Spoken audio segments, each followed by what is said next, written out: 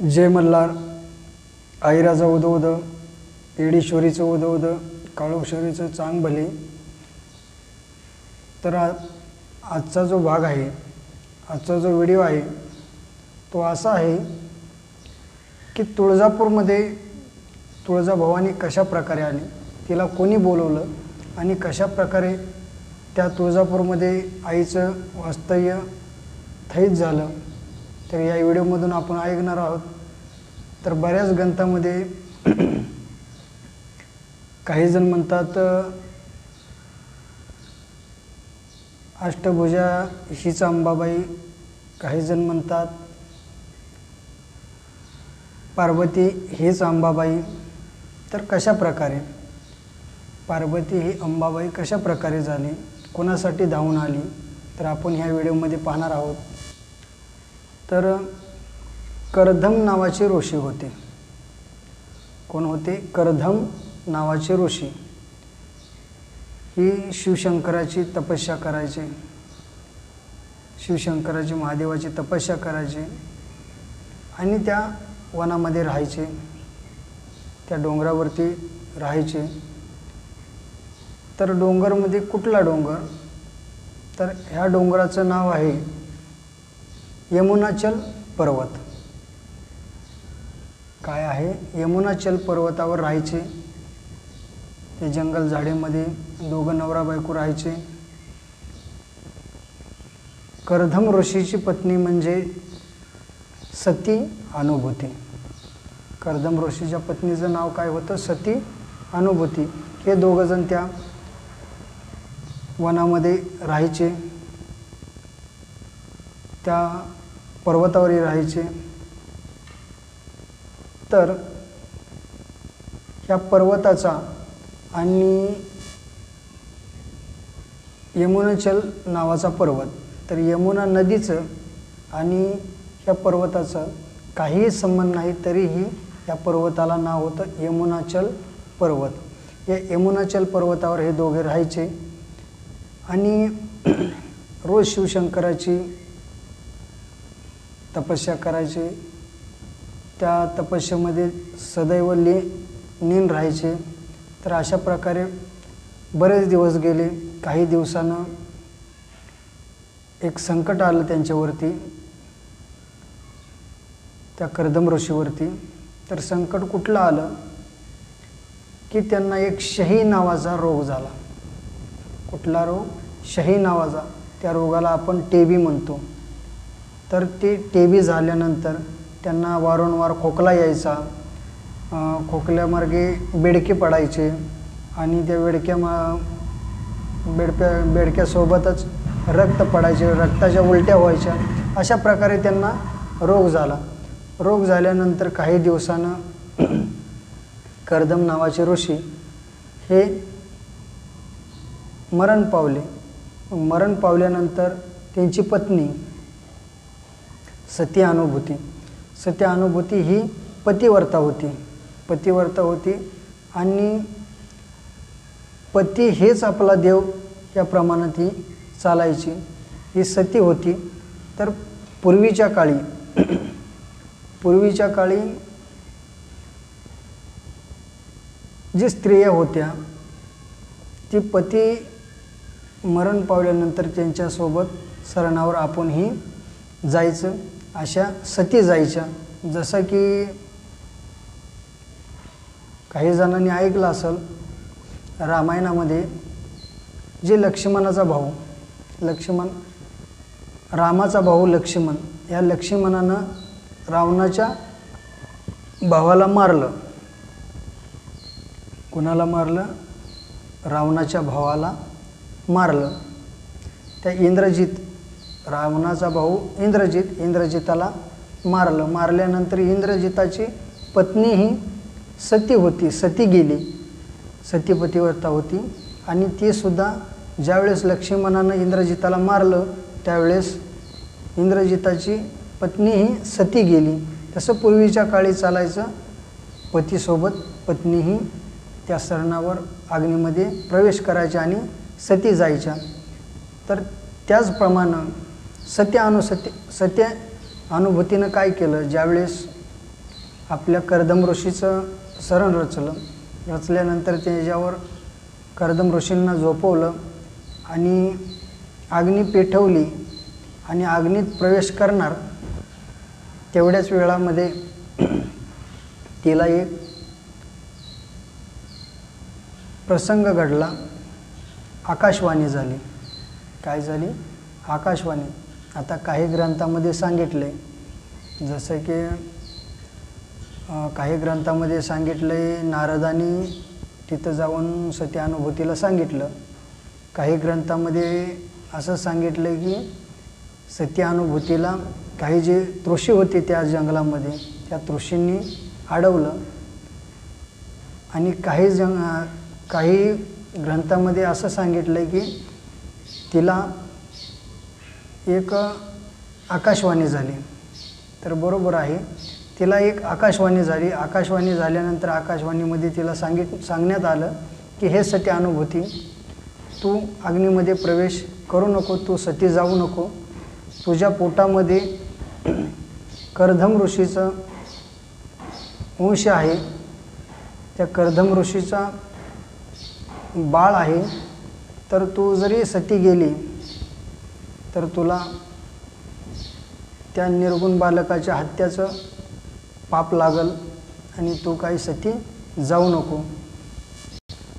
तू सती जाऊ नको म्हणल्याबरोबर तिने पाऊल मागं घेतला सत्यानुभूतीने. का तर आपल्या पोटामध्ये कर्दम ऋषीचं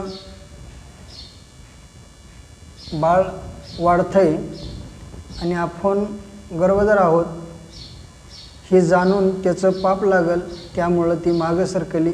आणि जसे आपले पती कर्दम ऋषी या शिवशंकराची सेवा करायचे, शिवशंभूची सेवा करायची, त्याप्रमाणे सत्यानुभूती ही यज्ञ करून शिवशंकराचं नामस्मरण जप हे रोज नित्यनियमाने करायची. आणि कामातून वेळ मिळाल्यानंतर तिने फळांचा रस प्यायची. आपलं जीवन हे जगण्यासाठी ती फक्त फळांचा रस प्यायची. आपल्या जीवाला ऊर्जा असावी म्हणून तेवढा रस प्यायची आणि ते आपला जसे पती करत होते त्याप्रमाणे शिवशंकराची सेवा चालू केली. पण काही काळानंतर काही दिवसांनी असा प्रसंग आला की कुक्कुर नावाचा दैत्य त्या ठिकाणी सत्यानुभूतीच्या ठिकाणी आला. तर त्याने अनेक प्रकारे अनेक साधूंना मारलं होतं, अनेक जणांचा जीव घेतला होता, बलवान होता. ते कुक्कुर नावाचा दैत्य त्या ठिकाणी आल्यानंतर सत्यानुभूतीला बोलला की हे सत्यानुभूती, तू दिसायला एवढी सुंदर आहेस, एवढं तुझ्या रूपामध्ये तेज आहे, तर तुझी जागा माझ्या रंगमालामध्ये आहे. तू इथं थांबू नको, माझ्यासोबत लग्न कर आणि तू रंगमालामध्ये तुला ठेवतो. असं म्हणतात सत्यानुभूती म्हणली की हे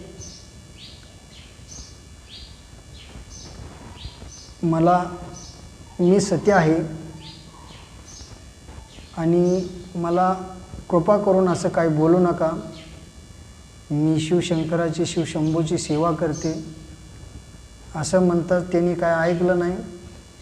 भरपूर विनवणी केली सत्यानुभूतीनं त्या कुक्कुर नावाच्या दैत्याची, पण त्यानं काही केले नाही, ऐकना.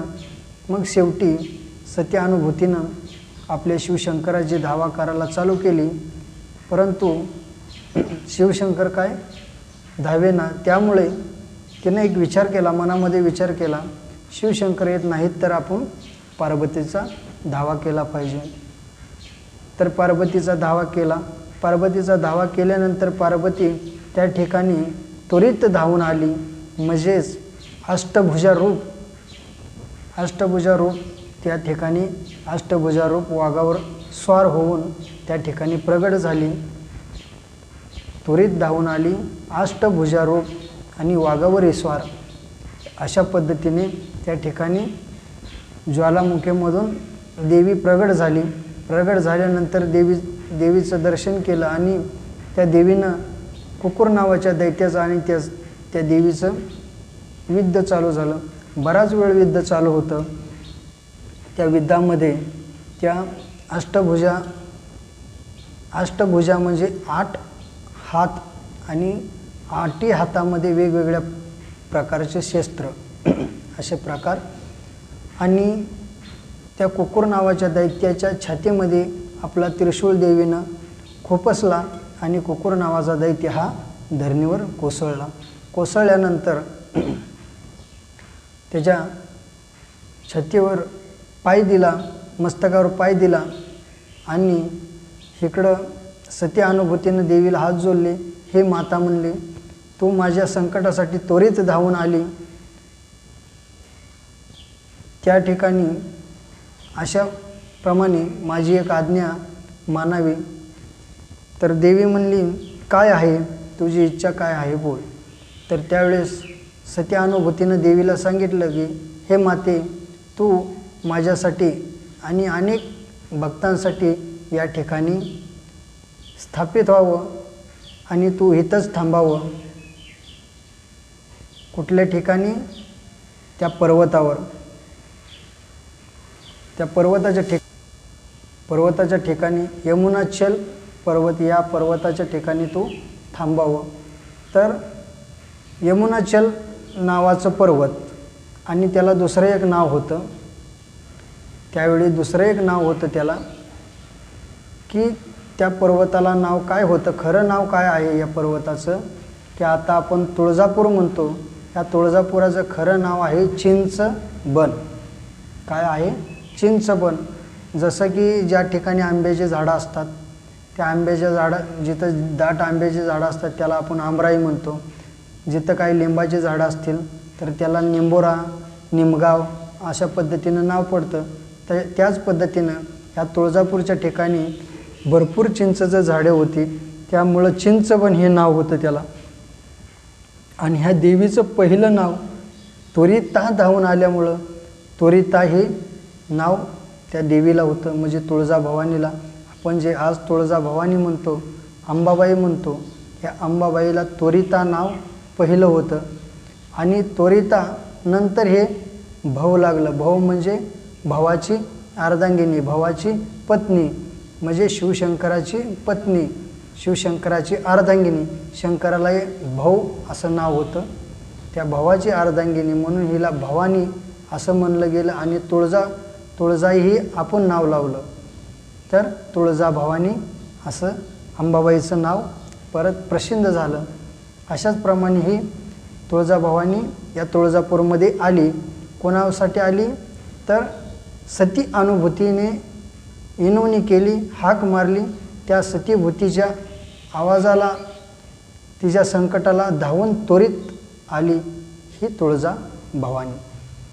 तर आता तुळजापूरमध्ये अनेक जण जातात. कशासाठी जातात? की आमचं कुळदैवत आहे किंवा आम्हाला अंबाबाई आहे, आम्ही अंबाबाईचं दर्शनासाठी जातो किंवा अंबाबाई तुळजापूर हे कसं पाहण्यासाठी जातो. पण आपण काय पाहतो? फक्त मंदिरामध्ये जातो, गायमुख पाहतो किंवा कल्लोळ पाहतो, अंबाबाईला पाहतो, तिचं दर्शन घेतो, दर्शन घेऊन वापस येतो. पण त्या तुळजापूरमध्ये अनेक काही गोष्टी आहेत की आपणा सर्वांना माहीत नाहीत. तर ते कोणत्या गोष्टी? या तुळजापूरमध्ये तीर्थ हे कल्लोळ आणि गायमुख हे दोनच नाहीत, तर तुळजापूरमध्ये 9 तीर्थ आहेत. किती तीर्थ आहेत? तुळजापूरमध्ये 9 तीर्थ आहेत. तर 9 तीर्थ कुठले कुठले आहेत? तर पहिलं तीर्थ गायमुख तीर्थ, जे गंगा बागेतून तीर्थ येतं त्याला गायमुख तीर्थ म्हणतो. गायीच्या मुखातून तीर्थ येतं त्याला गायमुख तीर्थ म्हणतो. आणि दुसरं जे आहे ते कल्लोळ तीर्थ. ज्यावेळेस कुकुर नावाच्या दैत्याचा आईने वध केला, आईने वध केल्यानंतर ब्रह्मदेवाने सर्व तीर्थांना विनंती केली की हे माता हो, तुम्ही त्या ठिकाणी आई अंबाबाई ला शांत करण्यासाठी जायचं आहे. तरी सर्व नद्यांना विनंती केल्यानंतर सर्व तीर्थांना विनंती केली आणि सर्व तीर्थ त्या कल्लोळ या ठिकाणी आले आणि अंबाबाईने त्या ठिकाणी स्नान केलं आणि मग देवी शांत झाली, त्यामुळं त्याला कल्लोळ म्हणतात. सर्व तीर्थ त्या आई अंबाबाईच्या पायाशी आले, दर्शनाशी आले, त्यामुळं त्याला कल्लोळ हे तीर्थ नाव पडलं. कल्लोळ हे आपण म्हणतो कल्लोळ तीर्थ आहे, हे दुसरं झालं. आणि तिसरं आहे ती आहे पाप विनाशी तीर्थ. कुठलं आहे? पाप विनाशी. ज्याला काय खरोज नाईट हे झालं असेल तर ते त्या पाप विनाशी तीर्थाच्या ठिकाणी जाऊन आंघोळ करतात आणि त्यांचं हे जे संकट आहे हे नाही असं होतं, हे दुःख नाही असं होतं, त्यामुळं त्याला पाप विनाशी तीर्थ असं म्हणलं जातं. हे तिसरं तीर्थ. चौथं तीर्थ जो भारतीबुवाचा मठ आहे, हे चौथं तीर्थ कुठं आहे? जो भारतीबुवाचा मठ आहे त्या मठामध्ये काशी तीर्थ म्हणलं जातं त्याला. काशीहून येणारं तीर्थ त्या ठिकाणी येतं. जसं की आपलं हे असतं, हे झाले 4 आणि पाचवं तीर्थ आहे ती रामतीर्थ. आता रामतीर्थ हे कशामुळं की ज्यावेळेस राम वनवासामध्ये होते आणि रावणाने सीतेला नेलं, त्यावेळेस सीतेच्या शोधामध्ये राम फिरत होते, त्यावेळेस त्यांना तहान लागली आणि पाणी पिण्यासाठी नसल्यामुळं आपल्या धनुष्याला बाण लावला आणि बाणाने त्या ठिकाणचं पाणी काढलं आणि दोघं जण पेले, लक्ष्मण आणि राम. त्यामुळं त्याला त्या कुंडाला तीर्थाला रामतीर्थ असं म्हणलं जातं. आणि 6वं तीर्थ जे आहे आरडबुवाचा जो मठ आहे, आरडबुवाचा मठ आहे, त्या मठामधील 2 कुंड आहेत. त्या मठामध्ये 2 कुंड आहेत. ते कुठले? एक चंद्रकुंड आणि दुसरं सूर्यकुंड. चंद्रकुंड आणि सूर्यकुंड हे 2 कुंड त्या ठिकाणी. हे 6वं आणि 7वं झालं. 8वं जे आहे कालभैरवाच्या मंदिराकडे जाताना, 8वं कुंड कुठलं? कालभैरवाच्या मंदिराकडे जाताना त्या ठिकाणी एक गुप्त कुंड लागतं, म्हणजे त्याला नागझरी कुंड असं म्हणलं जातं. कालभैरवाच्या मंदिराकडे जाताना गुप्त कुंड आहे, त्याला नागझरी कुंड म्हणलं जातं. ते 9वं कुंड. आणि शेवटचं 8वं कुंड आणि शेवटचं 9वं कुंड जे आहे ते कुठलं आहे? 9वं कुंड आहे ते मातंगी कुंड. कुठलं कुंड? मातंगी कुंड. हे मातंगी कुंड हे 9वं कुंड. हे 9वं कुंड मातंगी कुंड. तर अशाप्रमाणे आपण तीर्थही तुळजापूरमध्ये किती आहेत बघितली आणि तुळजापूरमध्ये आई भवानी जगदंबा कशा प्रकारे आली हेही ऐकलं. तर अशा प्रकारे बरेच अनेक व्हिडिओ आपण बघचाल, ऐकचाल, अनेक आहेत. तर अशाप्रमाणे ही झाली अंबाबाईची माहिती, तुळजाभवानीची माहिती. तुळजाभवानी कशा प्रकारे आली आणि त्या तुळजापूरमध्ये किती कुंड आहेत. तरी असे नवनवीन बरेच आपल्याला, जसं काय तुम्ही काही माहिती आणि ऐकली नसेल, या प्रकारे ही माहिती आपल्यापर्यंत पोच होईल. आणि दुसरी गोष्ट, हे जे व्हिडिओ आहेत आपले, तर हे व्हिडिओ फक्त आपण कशासाठी सोडतो आहे? आपल्याला कुठलीही लाईक नको आहे, सबस्क्राईब नको आहे, काही नको आहे. फक्त आपलं जे आहे ते ज्ञान वाटण्याचा प्रयत्न चालू आहे. ज्ञान हे जागेवर ठेवू नये, ज्ञान दुसऱ्याला द्यावं. ह्यामुळे आपण ज्ञान बाहेर माहिती करतो आहे अंबाबाईची, देवीची. आणि दुसरी गोष्ट, तुम्हाला कुठल्याही देवाची माहिती हवी असू द्या, मला कॉल करू शकता. तुम्हाला कसलीही अडचण असू द्या, मला कॉल करू शकता. आणि कुठल्याही संकटात राहू द्या, तुम्ही त्या संकटापासून आपण मुक्त करू, त्यावेळेस मला कॉल करा. तुमची काही जण काय करतात, आता करणी झाली किंवा भूत लागलं म्हणून देवळाच्याकडे जायचं, आपला हात दाखवायचा, त्याला म्हणील एवढे पैसे द्यायचे, तरीही आपलं संकट दूर होत नाही. त्यासाठीही आपल्याकडे उपाय आहेत. तुम्ही कॉल करू शकता आणि त्याविषयीही माहिती विचारू शकता. कोणाकडे जायची गरज नाही. आपल्या आपल्या देवापासून आणि आपल्या शक्तीपासून, आपल्या त्या देवाची भक्ती आहे त्या भक्तीपासून आपण सुटका करू शकतो. आपल्याला कोणालाही हात दाखवायची किंवा पैसे द्यायची किंवा अंधश्रद्धेच्या आहारी जायची गरज नाही. तुम्हाला कुठलाही प्रश्न तुमचा असू द्या, तुम्ही मला कॉल करू शकता. मी नंबर दिलेला आहे, त्या नंबरवर कॉल करू शकता, व्हॉट्सअपला मेसेज करू शकता.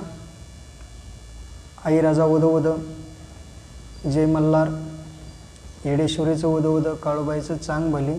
भेटूया पुढच्या व्हिडिओमध्ये.